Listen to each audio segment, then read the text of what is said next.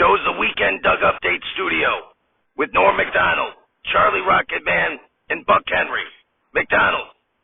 I'm Norm McDonald. Rocketman. I'm Charlie Redacted. Henry. And I'm Buck Henry. And here's the fake news. McDonald. Elon Musk has made an offer to buy Twitter and make it private. Meanwhile, Jeff Bezos is looking to buy Tinder to look at privates. Privates? Private parts? Like vaginas? And Sylvester Stallone. Rocket Man. Twitter is weighing a poison pill to prevent Musk from increasing his stake significantly. However, they're concerned about the booster shots that accompany the pill. Henry. The Republican National Committee is withdrawn from the commission that sponsors presidential debates. Even without an opponent, odds makers still have Biden plus 200 to lose any debate. McDonald. With more on Elon Musk's potential purchase of Twitter is none other than Fred Willard. Fred? Willard. Hey, Norm, so yeah, Elon's buying of Twitter would be great for conspiracy theorists like Donald Trump. McDonald. Fred. Are you saying Donald Trump is a conspiracy theorist? Willard. Well, to the extent, Norm, that he's claiming that the last presidential election was stolen, then yes. Such claims are what got him banned from Twitter in the first place. But Musk is all about free speech, so presumably he would not be seeking to ban people like Trump for making claims that others don't agree with.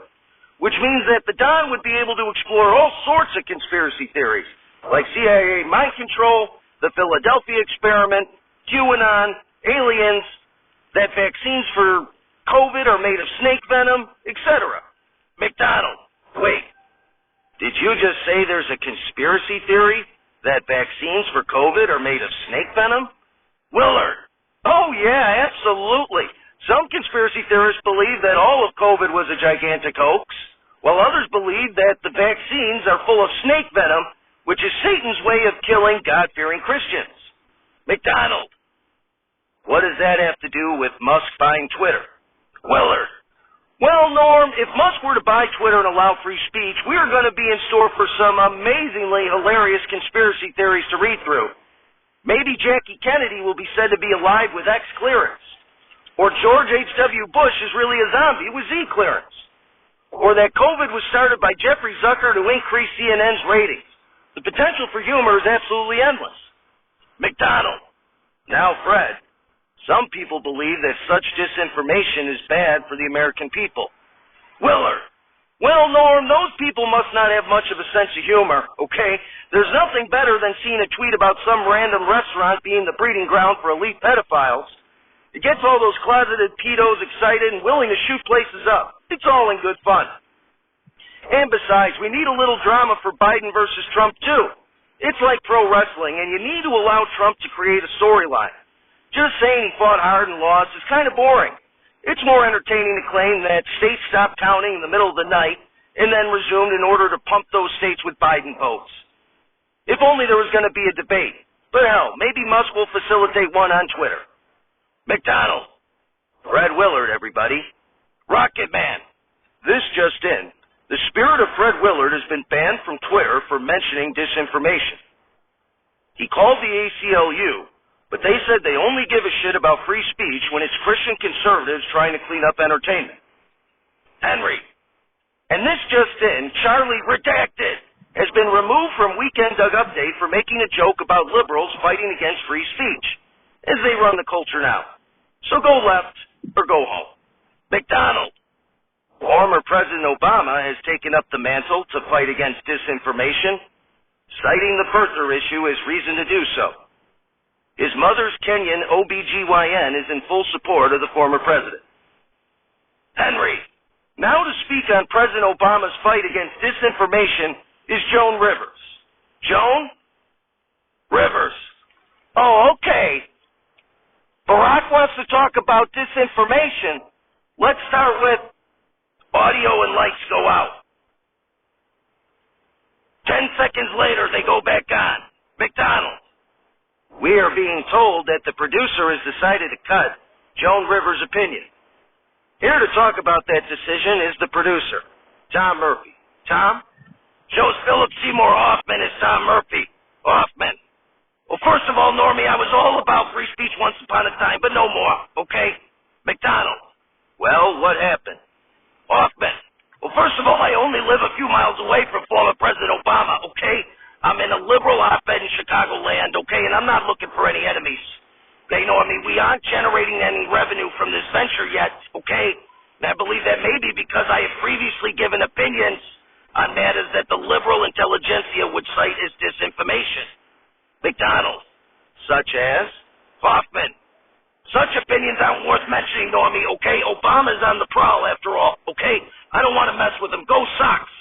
Okay, so I, the producer of Saturday Night Live, am hereby disavowing any of my political opinions that do not jive with the Democrats or their media, okay? I am selling out. Okay, you're my boy blue, as they say, okay? I just want to stay alive and make some money, okay? So I'm no longer challenging the liberals, okay? They won. Fair and square as they always do, okay? So, don't worry about anything, corporate sponsors, okay? We're as blue as the ocean now, okay? So no need to be afraid. We will not challenge Barack Obama or the fight against disinformation. We will lie down. You control the narrative, okay? I have barricaded the facility so Rush Limbaugh cannot get in, okay? COVID was not overblown. Biden got the most votes in history because Orange Man bad. And conservatism is nothing but code word for purveyor of disinformation. McDonald, are you okay? You're sweating profusely. Hoffman, holy shit, Normie, okay? Oswald acted alone. Truman was justified. Guns are bad. Cops are worse. Whatever they want me to say, okay? Just don't cancel me. Okay? And live from my phone, we're not alive. It's Saturday Night Live, starring an ever-evolving cast that is unionized and refuses to allow their names to be mentioned until their demands are met. Musical guest, Sonny Bono, and your host, Brian Dennehy. Ladies and gentlemen, Brian Dennehy. Applause, applause, applause. Dennehy. Thank you. I'm happy to be here. As an actor, I was in over 180 films. But one of my all-time favorites that I got to be in was Tommy Boy, where I played Tommy's father, Tom Callahan. Applause, applause, applause. I particularly enjoyed getting to say the line, "You can get a good look at a T-bone steak by looking up a bull's ass, but I'd rather take the butcher's word for it." Crystal Farley comes out and says, "Holy shnikes!" Dennehy. There he is, my son Tommy. So you finally died, huh? Farley. Yeah, I suffocated while putting my head up a butcher's ass. Dennehy. Well, that's too bad. And you look a little different. Is it your hair? Farley. Oh, yeah, I'm a lady now. Dennehy. Oh, okay, very good. And what's with that coat you're wearing? Looks a little tight on you. Farley. What can I say? I'm a fat girl in a little coat. Dennehy. Okay, well, how long have you been dead, sweetie? Farley. About 9 Dennehy. 9. Are you using a walkie-talkie or something? Farley. What's a walkie-talkie? Dennehy. Jesus. Did you eat a lot of paint chips as a kid or something? Farley. Why? Dennehy. Oh boy, he kind of fell far from the tree. Anyway, we have a great show tonight. Sonny Bono is here, so don't worry. While the beat goes on, I got you, babe. We'll be right back.